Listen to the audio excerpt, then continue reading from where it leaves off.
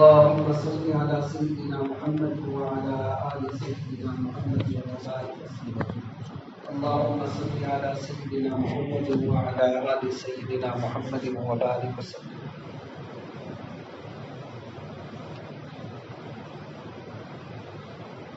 بسم الله الرحمن الرحيم. الحمد لله رب العالمين والعاقبة للمتقين والصلاة والسلام على أشرف الأنبياء والمرسلين سيدنا محمد وعلى آله وأصحابه أجمعين. أما بعد، فقد قال الله تبارك وتعالى في كلامه المجيد والفرقان الحميد: أعوذ بالله من الشيطان الرجيم. بسم الله الرحمن الرحيم. ألا لله الدين الخالص. صدق اللہ العظیم. ہماری یہ محفل تزکیہ نفس، توبہ اور ذکر کی محفل، دو اتوار سے ایک سلسلہ چلا آ رہا ہے. اسی آیت پر اللہ رب العزت فرماتے ہیں: میرے نزدیک اس دین کا اعتبار ہے جس میں خلوص، کیا نہ ہو، ریاکاری نہ ہو. جواب آ جانا ذہن. آرا سمجھے کہ بیٹری چارج. آرا مطلب توجہ ادھر ہے. کیا نہ ہو، کیا ہو، صلی اللہ علیہ. میرے نزدیک ایسا دین کا اعتبار ہے. اسی آیت پر دو اتوار، دو نشستیں ہوئی. آج تیسری نشست. گزشتہ جتنی باتیں اخلاص کے متعلق کہی گئی شاید آپ حضرات کے ذہن میں ہو. صرف ایک پچھلی بات آپ حضرات کو ذہن میں لانے کے لیے، استحضار کے لیے عرض کرتا ہوں کہ جس کے اندر اخلاص ہے، یہ بندہ مخلص ہے. کیسے معلوم ہونا؟ اس کے لیے کچھ علامتیں بیان کی گئی. اس میں سے نمبر 1، عمل پر استقامت کی توفیق آ جائے. جو بھی عمل کرے، تلاوت کا معمول بن گیا، پہلے یہ بن گیا، استقامت روزانہ پارہ سے شروع کر، آدھے پارے سے شروع کر، ایک پارے کا معمول بنا، اس کے بعد بھی. اور ہمارا معمول بنتا یہ جا رہا کہ صرف رمضان کی تلاوت کرنا ہے. اکثر 90% مسلمانوں کا حال یہ ہے کہ قرآن کی تلاوت کب ہو بھائی، گانوں گے، کرو گے، اللہ ماشاء اللہ بعض بندے ایسے ہی تو روز تلاوت کرتے.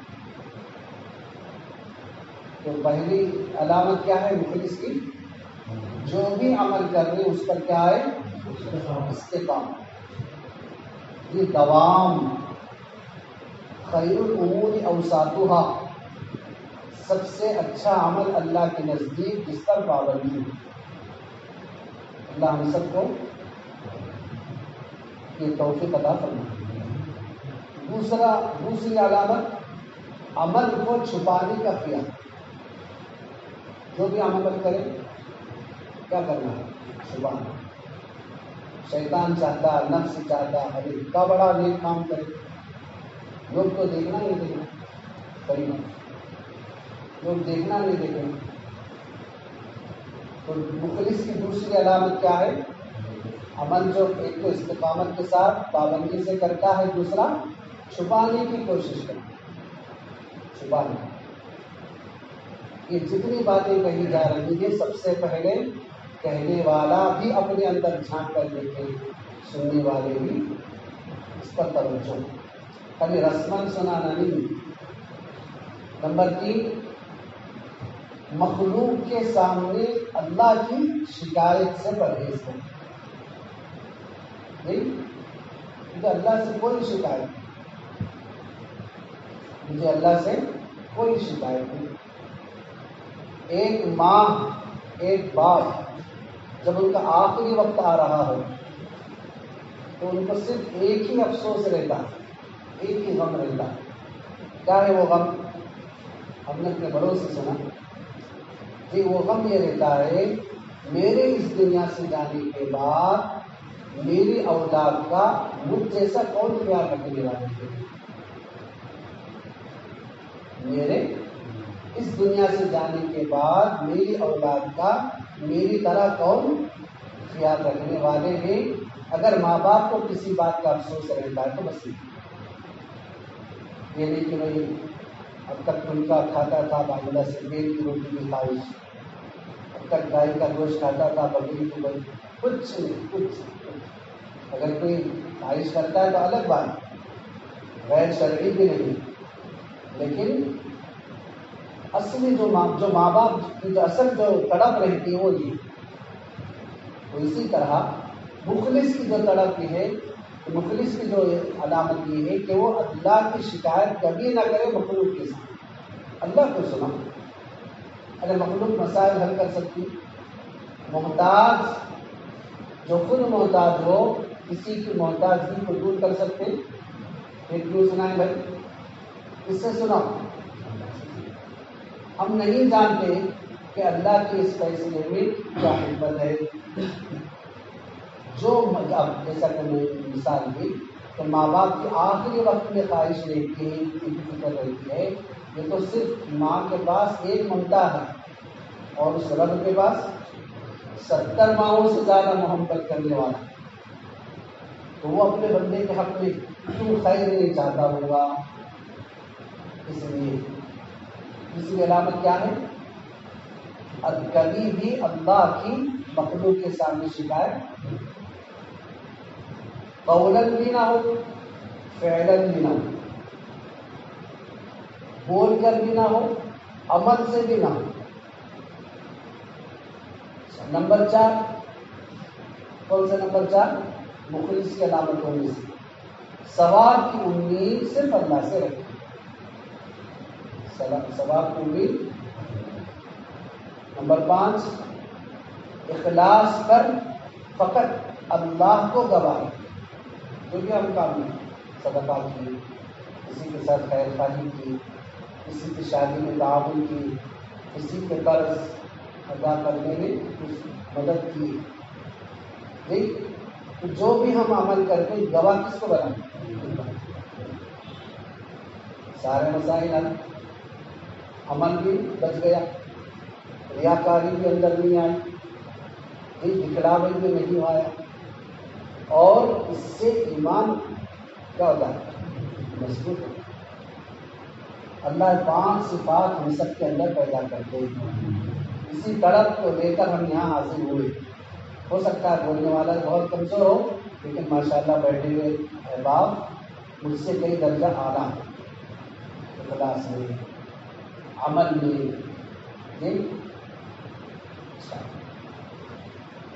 ایک حدیث آپ کے سامنے سنانی ہے.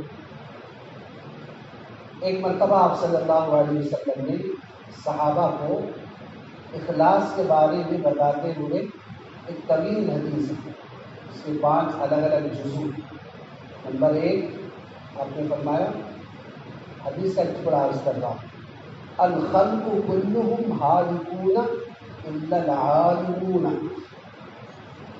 الخلق کا ترجمہ ہے مخلوق، سارے كلهم سب کے سب ہالكون ہلاک ہو جائیں گے، الا العالمون سوائے عالموں کے، علماء کے. اس لیے کہ اہل علم اور غیر اہل علم، غیر اہل علم سے مراد جہل ہے، اور جہل سب سے بڑا اندھیرا ہے، جہل سب سے بڑی مصیبت ہے. ایک انسان عمل کرے لیکن مسائل کے باریکیوں کو نہ جانے. جیسا کہ ہمارے مشاہد میں سے حضرت فرما رہے تھے کہ ہمارے ساتھ ایک صاحب جو ہے حرمین کے سفر میں ساتھ تھے. سب ساتھی اپنے کمرے سے حرم کو گئے، فرض نماز جماعت کے ساتھ ادا کیے اور وہاں پر محفل میں بیٹھے. ایک ساتھی دیر سے آئے، جلدی جلدی نماز پڑھے عقید میں سجدے سہو کیے، مومن میں بیٹھے۔ اب جو شیخ جو ہوتے ہیں، جو مربی جو ہوتے ہیں، جو تربیت کرتے ہیں، ان کو حق پہنچتا ہے کہ بھائی آپ سجدے سہو کیوں کیے، پوچھنے کا۔ جیسا کہ میں ہمیشہ عرض کرتا ہوں، نماز کی دعوت دینا ہر مومن پر فرض ہے، مردوں میں عورتوں میں، عورتوں میں عورتیں، مردوں میں۔ نماز کی دعوت دینا ہر مومن پر، لیکن نماز پڑھے کیا پوچھنے کے لیے کچھ مخصوص ہر آدمی نہیں پوچھ سکتا۔ ماں باپ کو پورا حق ہے اپنی اولاد کو پوچھنے کا، استاد کو پورا حق ہے اپنی شاگردوں کو پوچھنے کا، شیخ کو مکمل حق ہے اپنی مریدین کو پوچھنے کا۔ نہیں تو اس طرح، یا پھر کوئی بھی ذمہ دار ہے، اس کے تحت بہت سارے تربیت کے لیے جو آتے ہیں ان کو پوچھیں، لیکن ہر آدمی نہ پوچھے کہ آپ نماز پڑھیں۔ اس سے کیا ہوگا، کئی لوگوں کو ہم اپنے بڑوں سے سنے اور دیکھیں بھی، ایک عام آدمی سے پوچھا کیا بھائی فجر پڑھے، اگر وہ نہیں پڑھا رہے گا تو سب کے سامنے شرمندہ ہوگا، اس لیے آپ نے سب کے سامنے اس کو پوچھا، یا پھر جھوٹ بولے، نہیں پڑھ کر بھی کیا بولے گا، میں پڑھا۔ اس لیے نماز کی دعوت دینے کا حق ہر مومن پر ہے، لیکن پوچھنے کا حق مخصوص اپنا ہے۔ تو اسی طرح جو ہے علم کے متعلق بھی آپ صلی اللہ علیہ وسلم نے فرمایا کہ علم ایک اندھیرا، تو وہ جو صاحب جو میں عرض کر رہا تھا تو بعد میں نماز پڑھ کے سجدے سہو کی، تو حضرت نے پوچھا کہ کیا بات سجدے سہو کیوں کی؟ اس بندے نے کہا حضرت دراصل بات یہ ہے کہ جلدی میں وضو کرنا بھول گیا تھا، اس لیے سجدے سہو کیا، جلدی میں کیا کرنا بھول گیا تھا، اس نے کیا کیا، مسئلہ حل ہوتا۔ علم جان جائے کہ وضو کے بغیر، وضو تو انجن ہے، باقی سب ڈبے، انجن ہی نہیں رہا تو ڈبے گھر سے بھاگیں گے، یہ مسئلہ حل ہے۔ ٹھیک، کتنے ایسے لوگ ہیں جو مسلمانوں میں شراب پی رہے لیکن ابتدا بسم اللہ سے کر رہے، شراب بھی پی رہے لیکن بسم اللہ بھی، ایسے کئی ایسے مسائل ہیں، کئی ایسے مسائل، خاص طور پر جو لوگ جو درگاہوں کو ادھر ادھر کر کے چکر لگاتے ہیں، ان میں جو گمراہی جو ہوتی ہے، سادے سیدھے بھولے والے مسلمان رہتے ہیں، انہیں کو چکر مکر میں۔ کئی سال پہلے حضرت ہمارے استاد محترم آئے تھے، ان کے ساتھ حضرت یوسف دراز رحمۃ اللہ علیہ کے زیارت کے جانے کا موقع ہوا، تو میں بھی کہہ رہا تھا، حضرت بھی تھے، دو کالج کی لڑکیاں ایگزام کے لیے جا رہے تھے، ایگزام کے لیے جا رہے تھے، تو انہوں نے کیا کیا، جو مجاور ٹھہرا ہوا تھا اس کو اپنا پین دیا، جو پین ایگزام میں استعمال ہو رہا، اور وہ جناب کیا کیے، ایک بار ایسا دبل پہ پھر آ کر جو چادر تھی، چادر کے نیچے 2-4 سیکنڈ رکھ کے لڑکیوں کے ہاتھ، لڑکیاں بھی خوش، کیا گیا اس میں کیا گیا جی، پاور کیا گیا، اور خوش ہو کر مجاور کو بتا سکتے ہیں، اس کا بھی مسئلہ حل نکل گیا۔ جی وہ اس سے بولی والی ان کو نہیں معلوم، ان کے بھولے پن سے فائدہ اٹھا رہے ہیں۔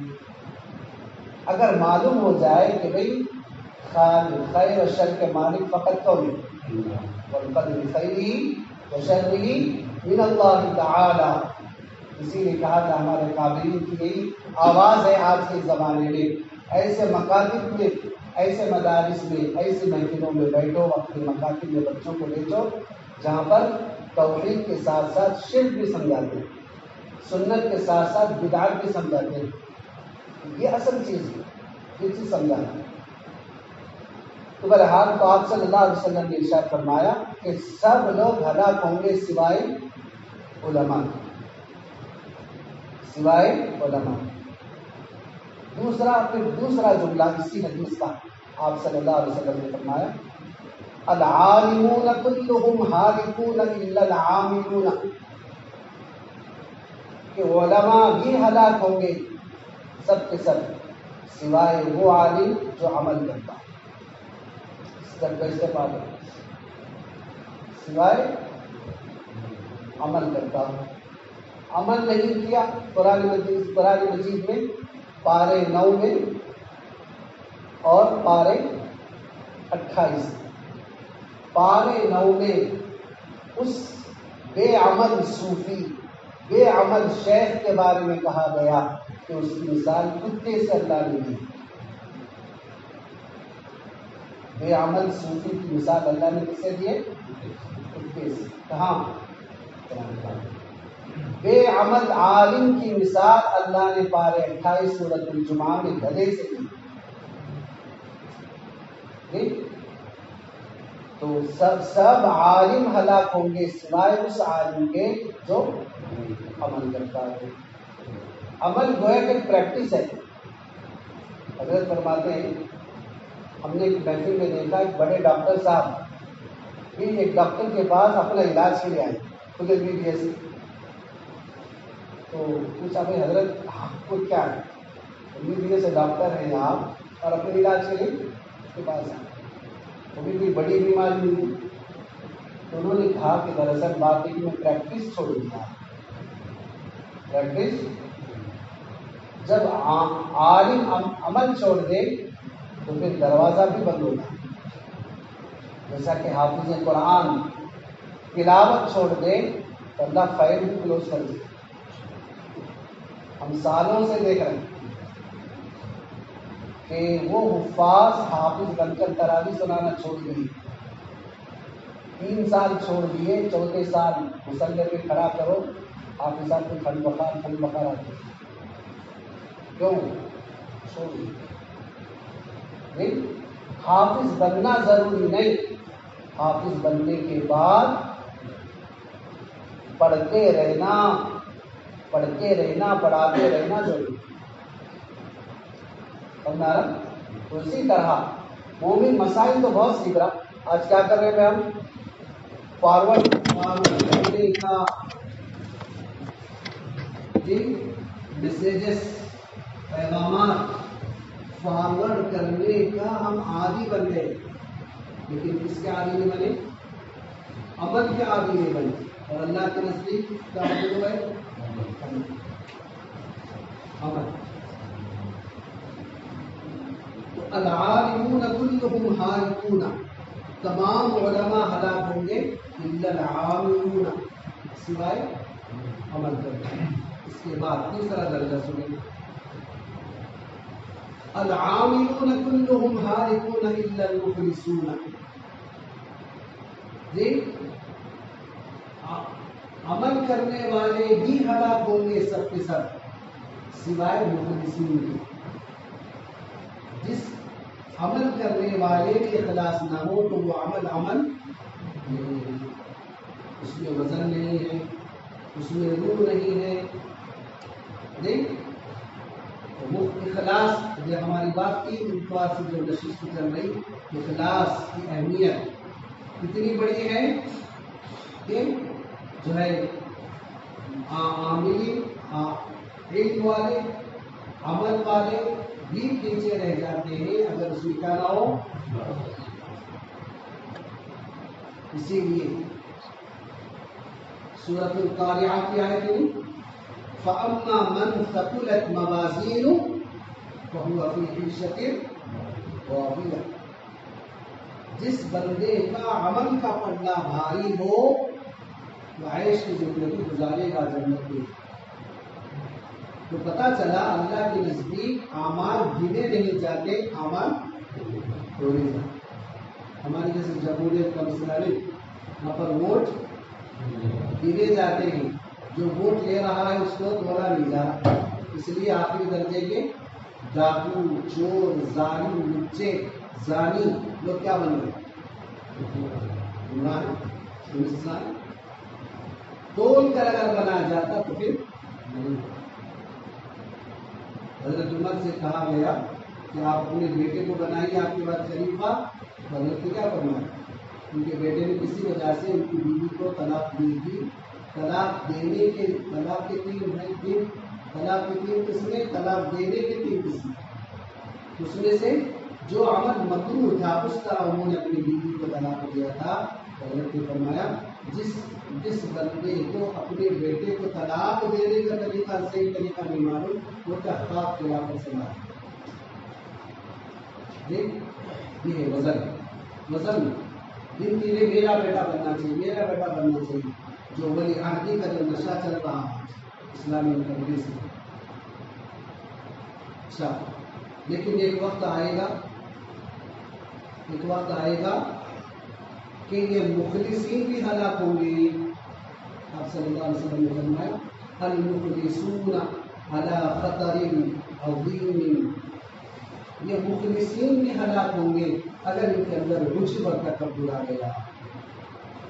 کیا گیا؟ عجب. یہ عجب اور تکبر کا علاج کہاں ہوتا ہے؟ نہ کوئی عملی کر سکتا ہے، نہ کوئی ابنس کر سکتا ہے. یہ صرف اہل اللہ کے پاس ہو سکتا ہے. عجب اور کیسے اللہ والے تھے.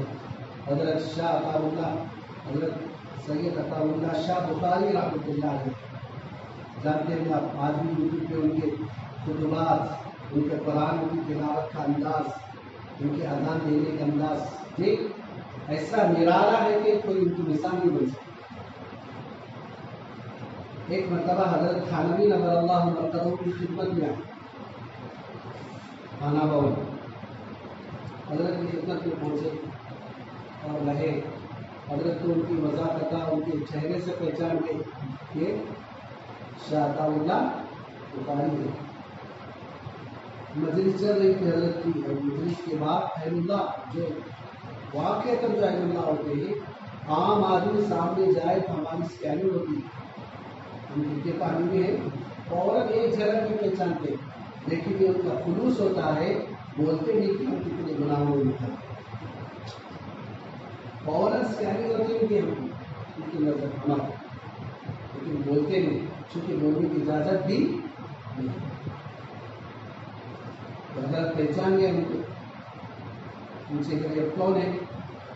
بس میں تربیت کے لیے حاضر ہوا ہوں، میرا نام عطا اللہ، صرف اتنے کا عطا اللہ شاہ بخاری عطا اللہ. حضرت کو فرمایا کہ پورا نام دے، پورا نام آپ سے سننا ہے. چونکہ حضرت کا حکم تھا اس لیے انہوں نے کہا کہ سید عطا اللہ شاہ بخاری. حضرت کو بہت خوشی آپ سے ظہر کا وقت سے پہلے ملاقات ہوئی تھی. انہوں نے کہا کہ حضرت آپ کے لیے ہدیہ لایا. حضرت نے فرمایا کہ بھائی میرا اصول یہ حضرت مشہور ہے، میرا اصول یہ کہ میں کسی سالک سے، کسی مرید سے پہلی ملاقات میں ہدیہ نہیں دیتا. یہ حضرت کا اصول، کسی سالک سے پہلی ملاقات میں ہدیہ نہیں. انہوں نے کہا کہ میرے والد کی نصیحت ہے کہ جب بھی کسی اللہ والے کی خدمت پہ جاؤ ہدیہ. حضرت نے فرمایا کہ میرے والد کی بھی نصیحت ہے کہ پہلی ملاقات میں کسی سالک سے ہدیہ نہ لو. آپ بھی اپنے والد کے نصیحت پر عمل کر رہے اور میں بھی اپنے والد کی نصیحت پر عمل کر رہا. حضرت نے پھر فرمایا کہ ظہر کا وقت ہو رہا ہے، میں تمہارے لیے کھانا بھیجوں گا، آ کر اللہ کیجیے. ظہر کے بعد آپ سے ملاقات ہوگی، جو نشست ہوگی اس میں میرے لیے جواب کوئی سوچ کر اور فرمائے کھانے. اب کھانا آ گیا، حضرت کھا کر اللہ کی، پھر ظہر کی نماز ہوئی، پھر اس کے بعد حضرت کی نشست قائم ہوئی. پھر نشست ہونے کے بعد پھر ملاقات ہوئی، کہا کہ حضرت توفہ قبول کیجیے. حضرت نے فرمایا میرا جواب سوچ کر رکھے. میرے پاس کوئی جواب نہیں. ایک جواب ہے، حضرت نے فرمایا کہ ایک جواب ہے، اگر تم وہ کہو تو میں دوں گا. حضرت خانوی نے فرمایا ایک جواب ہے، اگر تم وہ دو تو میں دوں گا. وہ جواب کیا ہے؟ اشرف علی تھانوی، میں عطا اللہ شاہ بخاری ہوں، میرا توفہ قبول کیجیے. یہ میرا حکم ہے، اس طرح کہو میں لوں گا، اس طرح کہو میں. میں کیسے کہہ سکتا ہوں؟ تو آپ کے سامنے چھوٹا ہوں، تربیت کے لیے آیا ہوں، تربیت کے لیے آیا حضرت نے فرمایا کہ نہیں تم سید ہو.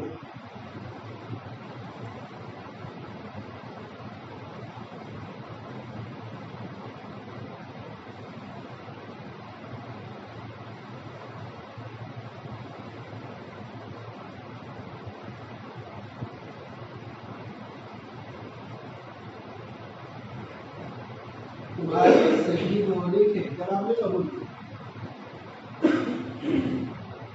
تمہارے شہید ہونے کے احترام میں فرمایا کہ ابھی نہیں کہہ سکتا، ابھی میں نہیں کہہ سکتا. آپ کے سامنے میری کوئی اوقات نہیں، آپ تو علم و عمل کے اخلاص کے پابند ہیں، میں کچھ نہیں کہہ سکتا. تو اس طرح کہتے ہوئے وہ رو رہے تھے کہ ان کے رونے کو دیکھ کر حضرت مجھے رونا.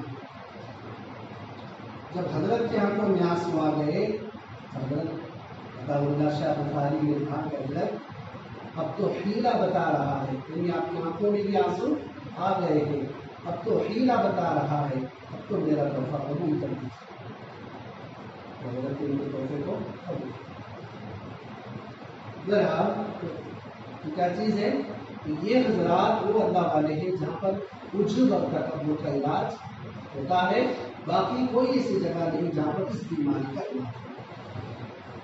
جسمانی بیماریوں کے دور کرنے کے سینٹرز تو قائم ہیں، لیکن روحانی علاج کا جو ہے یہ صرف اللہ والوں کی خدمت میں ہوتا ہے.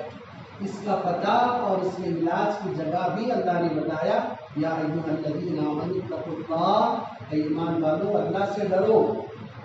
اللہ سے ڈرنا کہاں سیکھنا ہے؟ وکونوا مع الصادقین. تفسیر جلالین میں مع الصادقین اے مع العارفین، عارفین کی خدمت میں جاؤ کہ تمہاری اس بیماری کا علاج ہوگا. کپڑے والے کے پاس جاؤ تو کپڑا ملے گا، عطر والے کے پاس جاؤ تو عطر ملے گا، اللہ والوں کے پاس جاؤ تو پھر اللہ کی محبت، اللہ کا خوف آئے گا. بس اسی پر ہماری بات ختم ہوگی. جس مقصد کے لیے ہم سب یہاں پر جمع ہوئے ہیں، ایک ہی مقصد ہے کہ ہماری زندگی میں اعمال ایسے بنے اللہ پسند کرے، ہمارے اندر سے ریاکاری ختم ہو، ہمارے اندر سے عجب ختم ہو، ہمارے اندر سے تکبر ختم ہو، ہمارے اندر سے جو بدنظری کی بیماری کی ختم ہو، ہمارے اندر سے گناہ کرنے کا جو سالوں سے گناہ کرتے ہوئے جو مزاج بنا ہے یہ مزاج ختم ہو. اسی مقصد کے لیے آپ ہم سب یہاں پر جمع ہو گئے. بس اللہ اس مجلس کی برکت سے ہمارے آنے کو قبول کرے، اس مجلس کی برکت سے اللہ ہماری تمام روحانی بیماریوں کو، اس کے ساتھ ساتھ جسمانی بیماریوں کو بھی فرمائے. آمین. وآخر دعوانا ان الحمدللہ رب العالمین. جب دفاع کر لیں انشاءاللہ بھی